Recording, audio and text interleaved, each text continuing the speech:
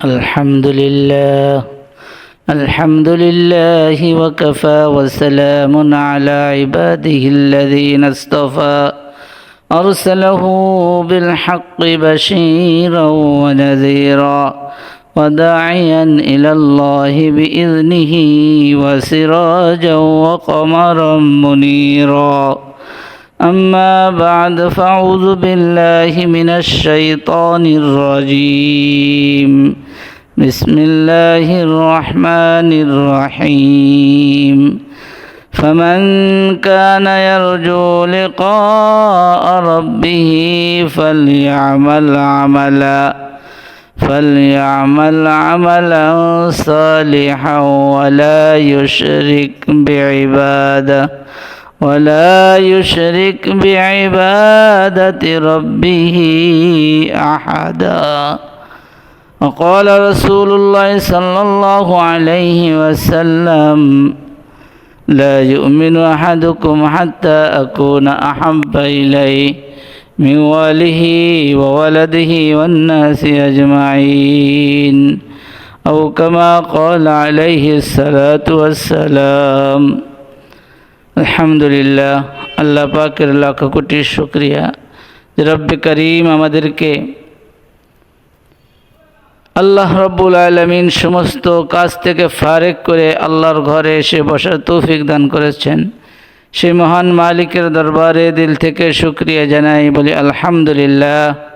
আল্লাহ পাকের অপুরান্ত করুণা যে রব্বে করিম আমাদেরকে এমন এক নবীর উম্মত হিসেবে কবুল করেছেন, যেই নবীর উম্মত হওয়ার জন্য নবীরা পর্যন্ত আল্লাহর কাছে দরখাস্ত করেছিল। আল্লাহ রব্বুল আলামিন আমাদেরকে বিনা দরখাস্তে বিনা আপিলে সেই নবীর উম্মতের গৌরব আমাদেরকে নসিব করেছেন। এই জন্য আবার শুকরিয়া জানাই, বলি আলহামদুলিল্লাহ।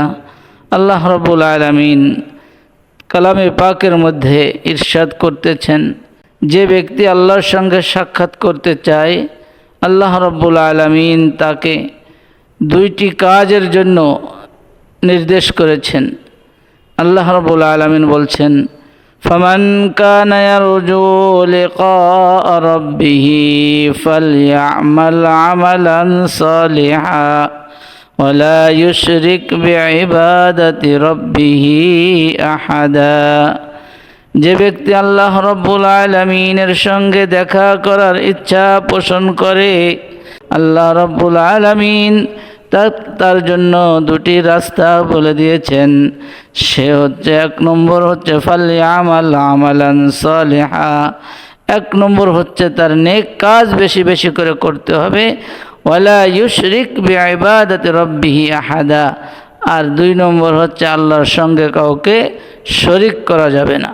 এই জন্য আল্লাহ রব্বুল আলামিন কালামে পাকের এক আয়াতের মধ্যে বলেছেন, ইন্নাল্লাহা লা ইয়াগফিরু আন ইউশরাকা বিহি ওয়া ইয়াগফিরু মা দুনা যালিকা লিমান ইয়াশা। আল্লাহ রব্বুল আলামিন ইরশাদ করতেছেন যে আল্লাহ রব্বুল আলামিন যদি ইচ্ছা করেন তার বান্দার সব গুনাহ মাফ করে দিবেন। আল্লাহ রব্বুল আলামিন ইচ্ছা করলে সব গুনাহ মাফ করবেন, কিন্তু আল্লাহ রব্বুল আলামিন ওয়াদা করেছেন শিরকের গুনাহ কখনো আল্লাহ রব্বুল আলামিন মাফ করবেন না।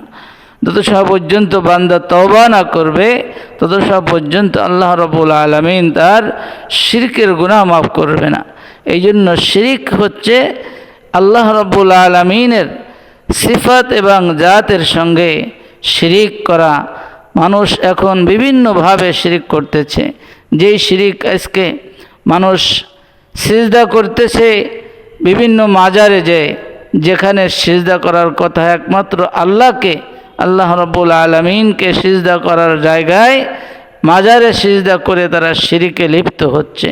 এভাবে মানুষ বিভিন্ন কাজে কর্মে কথার মধ্যে শিরিকের কথা বলতেছে। যেমন আমরা আমাদের সমাজে বিভিন্ন সময় দেখি, বিভিন্ন মানুষে বলে যে আজকে যদি আমার চাকরি না হতো আমি না খেয়ে মরে যেতাম, আজকে যদি আমার ব্যবসা না থাকতো আমি না খেয়ে মরে যেতাম। এরা আল্লাহ রব্বুল আলামিন মরার আর হায়াত এবং মউতের দায়িত্ব আল্লাহর হাতে, আর রিজিকের দায়িত্ব আল্লাহর হাতে। আল্লাহ রব্বুল আলামিন এই পৃথিবীতে অনেক মানুষকে আল্লাহ রব্বুল আলামিন শত শত বছর না খায় জমিনে বাঁচিয়ে রেখেছেন। এই নজির আল্লাহ রব্বুল আলামিন কোরআনের মধ্যে স্পষ্ট করে বলেছেন। অতএব আমাদের যেই কথা, এটা একটা শিরকি কথা যে যদি আজকে ব্যবসা না থাকতো আমি না খেয়ে মরে যেতাম। খাওয়ানোর মালিক আল্লাহ, বাঁচানোর মালিকও আল্লাহ, এটা ইয়াকিন করতে হবে একজন মুমিনের। যত সময় পর্যন্ত ইয়াকিন না থাকবে তত সময় পর্যন্ত আমি খাঁটি মুমিন হতে পারবো না। এই জন্য খাঁটি মুমিনের জন্য আল্লাহ রাব্বুল আলামিনের রিজিক এবং হায়াত এবং মৌতের পুরো ইয়াকিন আল্লাহর হাতে, এটা আমাদেরকে বিশ্বাস করতে হবে, তা না হলে আমরা খাঁটি মুমিন হতে পারবো না। এই জন্য আল্লাহ বলেছেন যে শিরিক, একমাত্র শিরিকের গুনাহ আমি ক্ষমা করব না, আমি যদি ইচ্ছা করি অন্য গুনাহ আল্লাহ পাক মাফ করার ওয়াদা করেছেন। এই জন্য আল্লাহ রসুল সাল্লাল্লাহু আলাইহি ওয়াসাল্লামকে এত মহাব্বত, এত ভালোবাসা, যার সঙ্গে এত বন্ধুত্ব, আল্লাহ রাব্বুল আলামিন তার ব্যাপারও শিরিকের ব্যাপারে তাকে ছাড় দেন নাই। আল্লাহ রাব্বুল আলামিন এক আয়াতের মধ্যে রসুল সাল্লাল্লাহু আলাইহি ওয়াসাল্লামকে সম্বোধন করে বলতেছেন, লাইন আশরাকতা লা ইয়াহবাতান্না আমালুক ওয়া লা তাকুনান্না মিনাল খাসিরিন। হে রসুল, আপনাকে পৃথিবীতে না পাঠালে পৃথিবীর কিছুই তৈরি হতো না, তারপরেও আপনি আমার খুব মহাব্বতের, আমার খুব ভালোবাসার, আমার বন্ধু আপনি, এরপরও যদি আপনি কোনো শিরিকের সঙ্গে জড়িত হয়ে যান, কোনো শিরিকের সঙ্গে আপনি লিপ্ত হয়ে যান, লাইন আশরাকতা, যদি আপনি শিরিকের মধ্যে লিপ্ত হয়ে যান। রসুল সাল্লাল্লাহু আলাইহি সাল্লামকে যেমন প্রস্তাব দিয়েছিল কাফেররা, যেমন রসুল সাল্লাল্লাহু আলাইহি সাল্লাম শিয়াবে আবু তালেবের মধ্যে তাকে আটকে রেখেছিল, কয়েক বছর সেখানে আটকা ছিল। সেখানে সব কিছু যখন পুরো শেষ হয়ে যায় তখন তারা প্রস্তাব নিয়ে গিয়েছিল, যে রসুলকে বলেছিল যে হে মুহাম্মদ, আসো, তোমাকে আর কষ্ট দেব না, তুমি যেহেতু আমাদের বংশের লোক, অতএব তুমি আসো, আমরা তোমার সঙ্গে সমঝোতা করি, আসো, তুমি আমাদের ইলাহার, আমাদের প্রভুয়ের, আমাদের মূর্তির 1 বছর ইবাদত করবে, আর আমরা সকলে মিলে তোমার প্রভুর 1 বছর ইবাদত করব। এভাবে আমরা প্রস্তাব নিয়ে সমঝোতা করে আমরা দুইজনে দুই প্রভুর 2 বছর ইবাদত করব। আল্লাহ রসুল সাল্লাল্লাহু আলাইহি সাল্লাম আল্লাহ রাব্বুল আলামিনের ইশারার অপেক্ষায় ছিলেন। আল্লাহ রাব্বুল আলামিন সূরা কাফিরুন নাজিল করে জানাই দিলেন, হে রসুল, আপনি তাদেরকে বলে দিন, 1 বছর কেন, 1 মাস কেন, 1 দিন কেন, 1 মুহূর্তের জন্য আমি তোমাদের ইবাদত করব না, তোমরা যার ইবাদত করো। অতএব আমি যার ইবাদত করি তোমরা তার ইবাদত করো না। অতএব 1 মুহূর্তের জন্য তোমাদের এই প্রস্তাব আমি মানতে রাজি না। বলেন সুবহানাল্লাহ। রসুল সাল্লাল্লাহু আলাইহি সাল্লাম শিরকের ব্যাপারে এরকম কঠিন ছিলেন। এই জন্য আল্লাহ রাব্বুল আলামিন তারপরও তাকে সতর্ক করে আয়াত নাযিল করলেন, লাইন আশরাকতা লা ইয়াহবাতান্না আমালুকা ওয়া লা তাকুনান্না মিনাল খাসিরিন।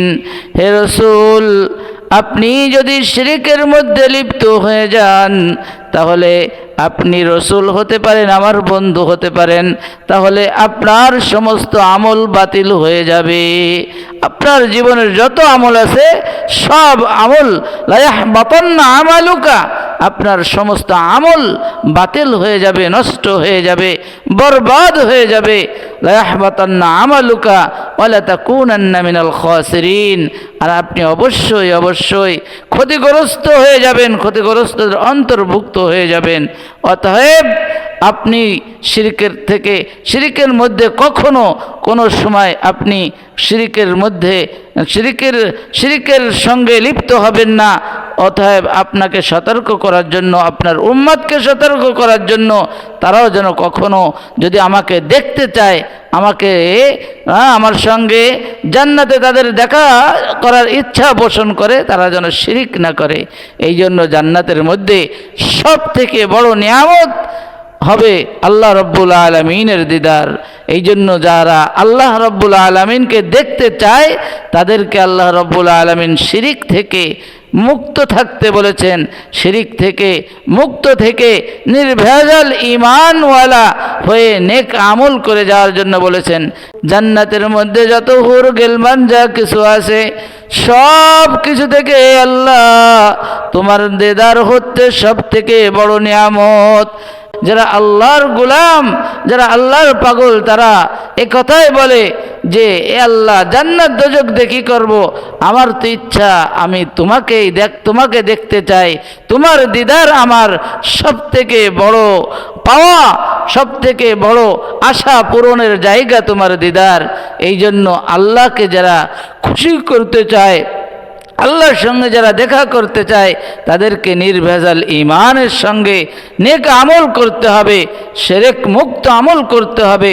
শিরক মুক্ত আমল যদি নিয়ে যাওয়া যায় তাহলে আল্লাহ ওয়াদা রয়েছে, আল্লাহ কালামের মধ্যে ইরশাদ করেছেন, আল্লাহ ওয়াদা করেছেন যে অবশ্যই যারা শিরক মুক্ত আমল নিয়ে আমার কাছে আসবে, নির্ভেজাল ঈমান নিয়ে যারা আমার কাছে আসবে, তাদের সঙ্গে আমার জান্নাতে দেখা হবে।